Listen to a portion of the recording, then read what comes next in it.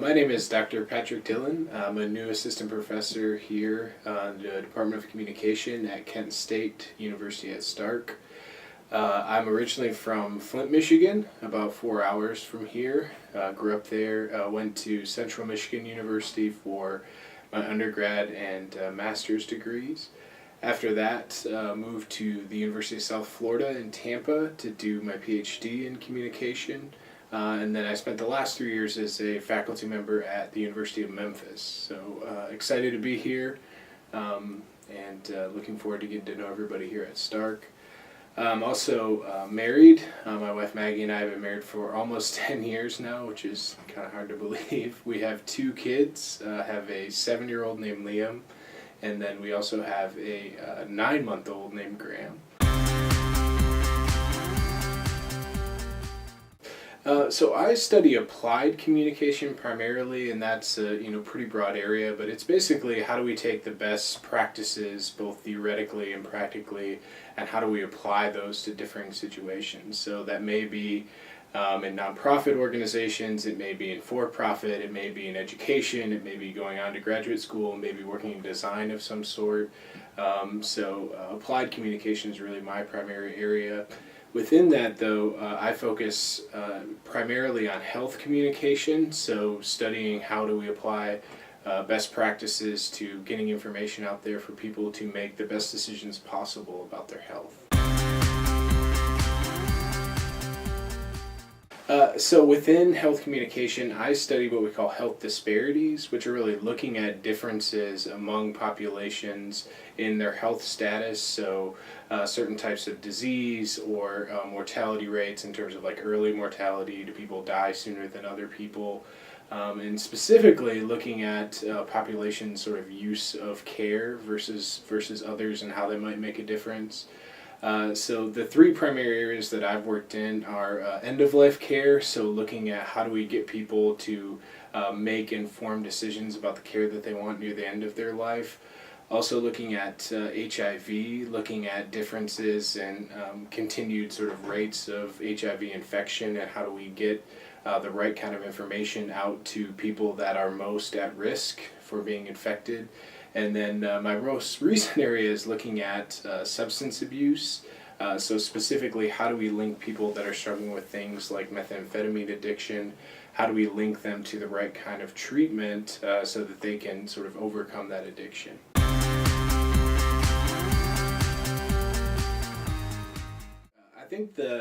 When I think about my teaching style, I think the thing that comes to mind for me is engaged. I like students to be active participants in the learning process. I think we always learn more when we are, doing things as opposed to just passively being given information. So I try in every class period to balance out sort of the sharing of information with also sort of activity related to applying the things that we're learning as well. Also, sort of in the larger scale, I think it's important for students, I think especially in our sort of current climate economically and thinking of the job market, for students to be able to point to sort of tangible things that they've accomplished in their classes. So I always try to think of each class, what are 3 or 4 specific things that students can talk to people about in job interviews, or what can they talk to their new employers about specific experiences they've had in their class. So, in a Com 15K class, for example, students should be able to go to their employers and say, okay, I gave 3 lengthy presentations on areas that I'm interested in this class. In a health communication course, students should be able to say, okay, I was able to look at the latest research on a particular topic, whether that's getting the most out of a doctor's visit, or whether that's latest information about how best to use media channels to get information about consuming sugary drinks or something like that. And I was able to take that information and translate it into an infographic. Or I was able to interview somebody who's working in the healthcare field about how they use communication skills or how that influences the work they do, and then write an article or create a podcast related to that. So I think it's important that if someone was to look at your transcript, particularly in a discipline like communication, that not only would you be able to sort of talk about the topic and the theory that you learned, but I think it's important for students to then be able to say, no, this is specifically what I did, beyond sort of taking tests or writing papers. So I think that's a big part of my teaching style.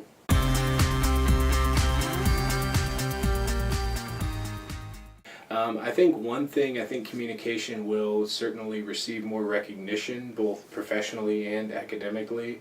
More than 10 years ago, when I was an undergraduate student, I remember when I decided to become a communication major, the constant question from everyone from my parents to my friends to, other people that I came into contact with was, well, what does that mean? What are you really going to do with something like that?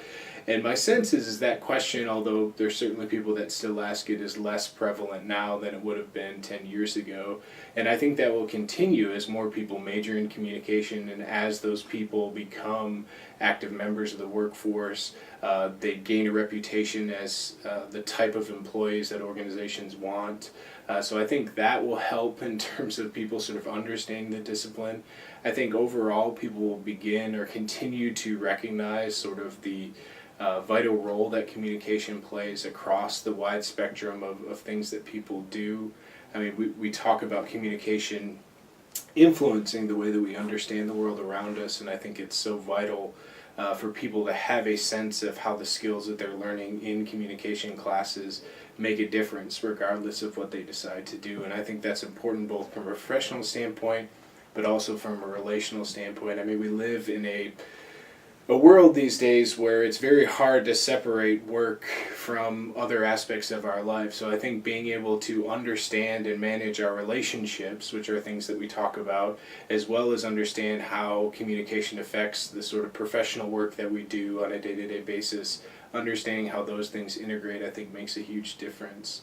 And then I think from a more sort of academic standpoint, I think we'll continue to see our discipline embrace the more applied nature of the work that we do. I think we've spent a lot of time sort of building up our legitimacy as a social scientific discipline, and I think it's important for us not only to do that from an academic side, but also to highlight the things that people who have a background in communication studies are doing to make the world better, whether that's, again, working in nonprofits or working in for-profit sectors.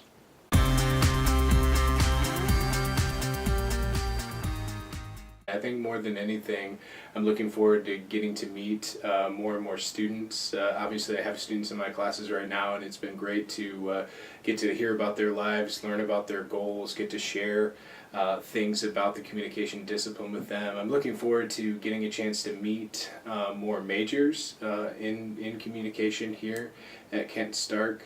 I'm teaching primarily intro classes right now, so it'll be nice to be able to meet people who are a little bit further along in the program and kind of figure out the things that they're interested in and find out if there's ways that I can help.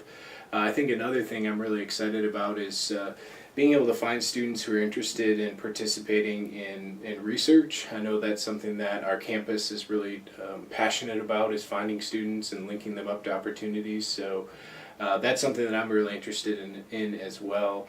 Making sure people know that those opportunities are available and finding ways to identify projects that they can work on that are going to be helpful to them, again, from an academic standpoint, but also building sort of tangible skills that will help them as they move into their professional lives as well.